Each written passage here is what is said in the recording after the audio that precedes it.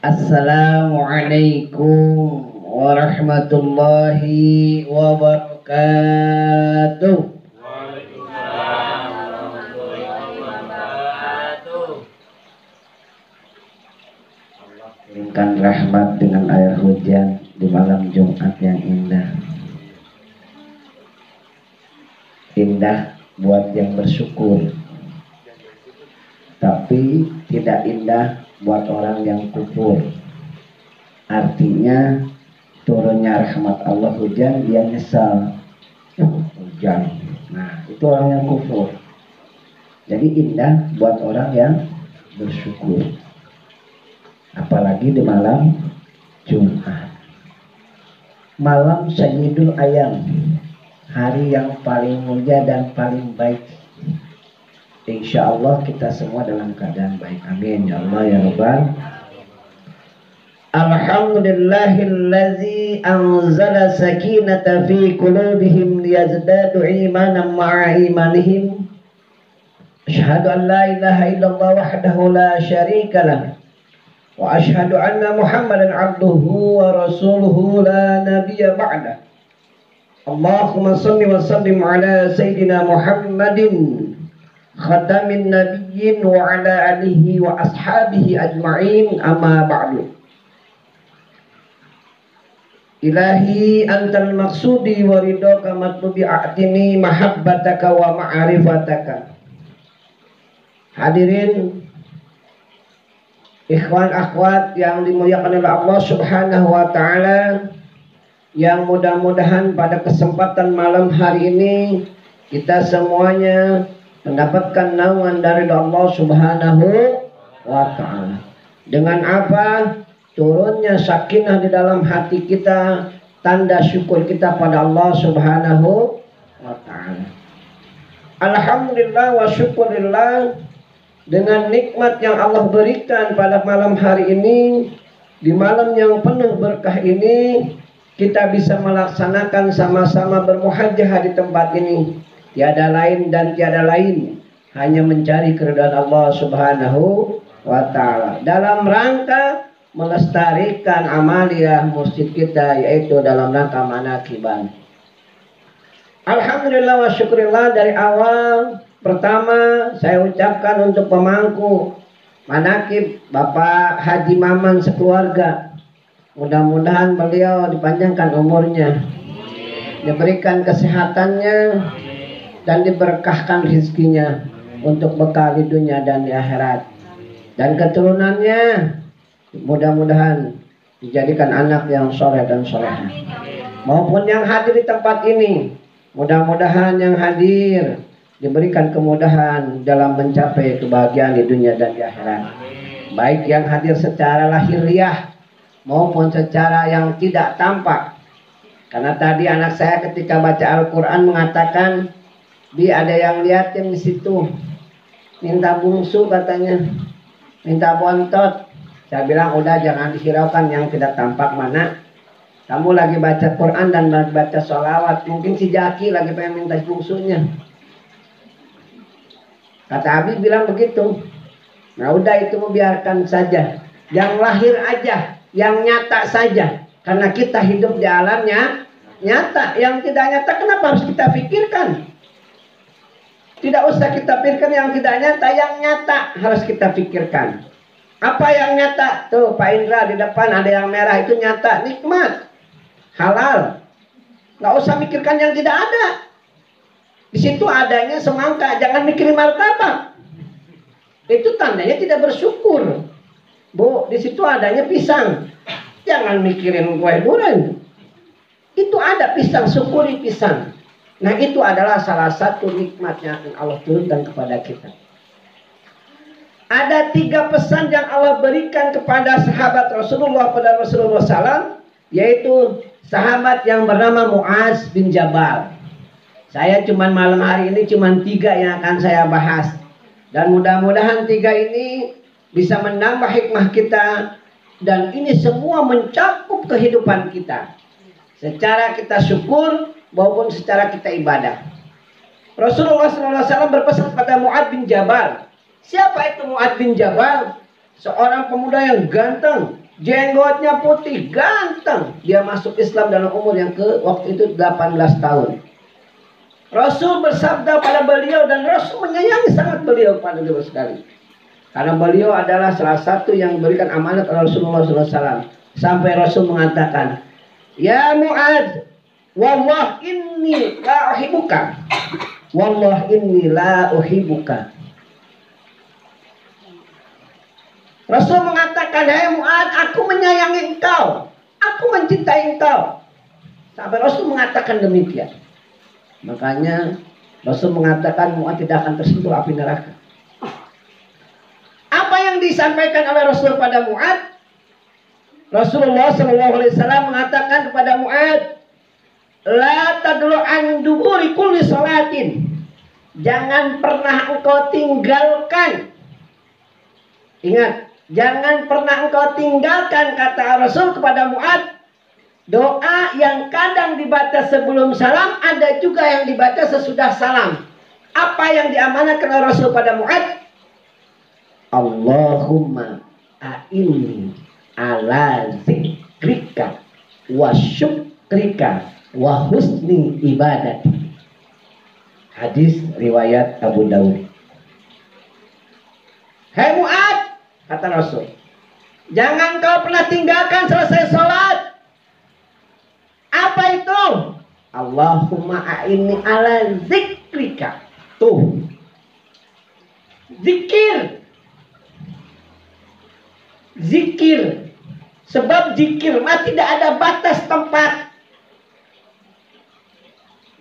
Di mana wae bisa ada ibadah. Aya tempat-tempatna, aya waktu-waktuna johor, aya waktuna asar, aya waktuna subuh, aya waktuna. Nggak sholat asar teu meunang sholatna naon deui. Nggak sholat subuh teu meunang nggak sholatna naon deui, kecuali datang Isra. Tapi ahli zikir tidak ada batas waktu dan tempat. Satu, Allahumma a'inni ala zikrika. Ya Allah, bantulah aku untuk selalu berzikir. Berzikir. Satu, bukan Allah mengatakan, "Hai Mu'adz, jangan tinggal." Bukan salat dulu yang dibahas, zikir dulu. Karena dosa yang paling besar adalah ketika kita goplah terhadap Allah. Apa itu goplah? Ketika kita lupa teringat Allah. Orang bermaksiat masih bisa tobat. Tapi kalau orang sudah lupa terhadap Allah, dia yang paling bahaya. Orang bermaksiat tobat kemudian bisa. Tapi kalau orang sudah lupa, tidak mengenal Allah, itu yang paling bahaya. Makanya dipesankan oleh Rasulullah kepada Mu'adz, jangan pernah kau tinggalkan. Allahumma ala zikrika. Zikir. Bentuknya variasi. Ada yang membaca Al-Quran. Itu juga termasuk zikir. Ada yang melaksanakan sholat lima waktu. Tapi kita ada zikir yang paling kita lakukan di setiap tempat, di setiap saat, yaitu zikir hati atau zikir khauf. Tidak mengenal waktu, tidak mengenal tempat. Salat masih ada aturan waktunya, tapi zikir tidak ada tempat dan waktu. Dimanapun, kapanpun. Berapa banyaknya? Tidak ada batas dan jumlahnya.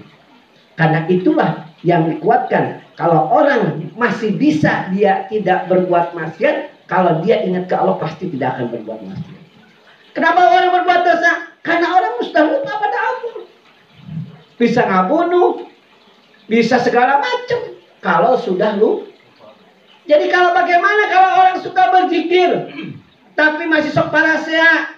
Orang suka berzikir, tapi masih suka seujud sama orang, masih suka menyakiti orang lain. Tanya, zikirnya kayak gimana?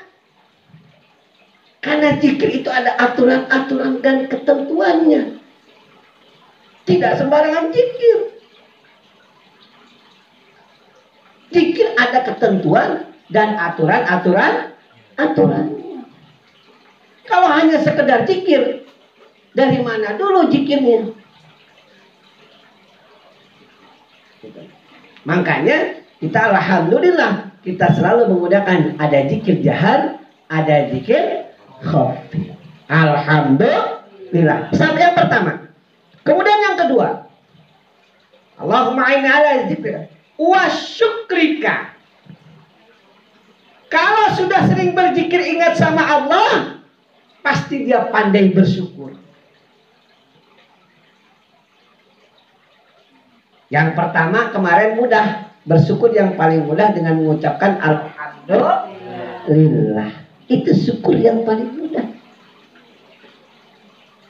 Yang kedua syukur yang paling mudah apa? Mensyukuri nikmat Allah. Dalam keadaan apapun. Dalam bentuk apapun. Syukur menambah nikmat nilai ibadah kita. Karena kita selalu ingat kepada Allah. Syukur. Kalau tidak bersyukur, pupur bu. Diberi nyeri tuur syukur ya Allah alhamdulillah hari ini kaki sakit. Bersyukur dulu, jangan seujun. Jangan seujun dulu sama Allah. Dikasih ini ya Allah, ya kunaon kieu amat penyakit. Kok gini amat penyakit, kurang bersyukur. Bapak pulang capek kerja, pulang jam 11. Masak di rumah ada teri, ada jengkol, ada putih. Bilang, Bapak capek nih, bilang. Loh si ibu mah, Bu, masak begini aja tiap hari. Saya yakin ikan teri pahit, bahkan jengkol pun pahit karena tidak bersyukur. Tidak pandai bersyukur. Coba ketika datang Bu, pulang, assalamualaikum, datang, masak apa Bu? Ini, alhamdulillah, saya yakin jengkol rasa daging ayam. Betul apa betul? Karena apa? Bersyukur. Jangan yang tidak ada, Pak Indra. Adanya semangka jangan mikirin martabak, martabak adanya di depan. Syukuri yang ada. Karena itu akan membawakan kenikmatan. Nah itu pandai bersyukur. Dan syukur itu nanti akan kembali kenikmatan kepada diri kita setelah kita sering mengingat Allah. Mengingat Allah. Kemudian yang ketiga yang terakhir. Allahumma inni ala zikrika wa syukrika wa husni ibadatik. Baru ibadah. Ya Allah, perbaikilah ibadahku. Jadi lamun jelema sok ingat Allah, kemudian dia pandai bersyukur dalam keadaan apapun, insya Allah ibadahna oge alus. Karena dia sok zikir ka hatenan teu seujon, hatenan teu deuleut inget wae ka Allah. Nemong jelema kurus, ya Allah mudah-mudahan gemuk. Nemong jelema lintuh, ya Allah mudah-mudahan sehat. Nemong nu beunghar, ya Allah mudah-mudahan berkah. Nemong kucing, nemong lihat kucing aja, ya Allah mudah-mudahan hari ini tuh kucing dapat makan. Itu sudah bersyukur. Hatinya karena selalu ingat sama Allah. Jadi tidak pernah seujud, tidak pernah jelek, tidak pernah berburuk sangka kalau kita hati kita selalu diingatkan sama Allah. Apapun bentuknya itu. Karena kita tidak tahu apa yang dibalik akan Allah berikan kepada kita. Diberi hujan, kan ada orang yang menyesal mah. Duh, ada hujan, malas. Udah, gara-gara hujan kan. Duh, hujan disalahin. Padahal tadi jam 12 panasnya kayak apa? Waduh, Masya Allah. Panasnya saya sholat zuhur ke masjid. Panasnya kayak apa? Udah gak bisa dibayangin tuh. Diberi hujan ti penting supaya ti berasare. Ngomel. Duh, hujan, gak jadi. Makanya tadi kata salah satu kawan saya, sudah berhenti hujannya. Alhamdulillah. Bersyukur saja diberi panas. Alhamdulillah, diberi syukur. Alhamdulillah. Ulah diberi panas 24 jam payah jelema kami. Diberi hujan 24 jam di Bogor. Jakarta kelelep. Ya. Bersyukur.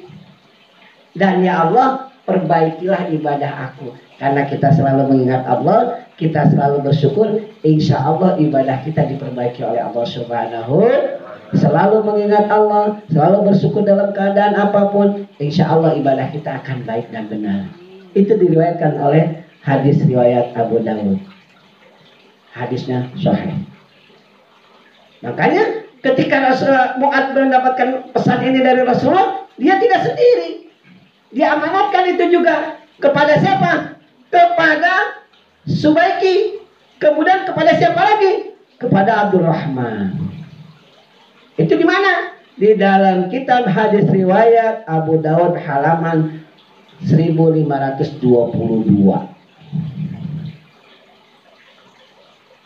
Jelas. Sahih.